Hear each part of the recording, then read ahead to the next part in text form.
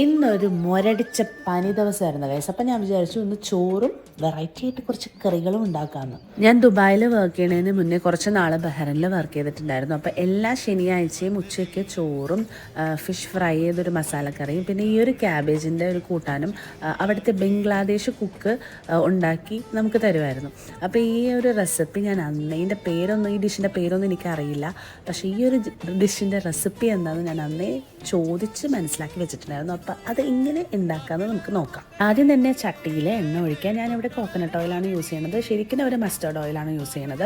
അതിലേക്ക് സവാള വെളുത്തുള്ളി ആഡ് ചെയ്യുക, നല്ല അരിഞ്ഞ് വെച്ചേക്കാൻ ക്യാബേജും ആഡ് ചെയ്ത് കൊടുക്കുക. അത് നന്നായിട്ട് സോട്ട് ചെയ്ത് വരുമ്പോൾ അതിലേക്ക് പച്ചമുളകും കുറച്ച് മഞ്ഞൾപ്പൊടി കുറച്ച് ഉപ്പും കൂടെ ഇട്ട് നന്നായിട്ട് അടച്ച് വെച്ച് വേവിക്കുക. ഇടയ്ക്കിടയ്ക്ക് ഇളക്കി കൊടുക്കുക, നിങ്ങൾ മറക്കരുത്.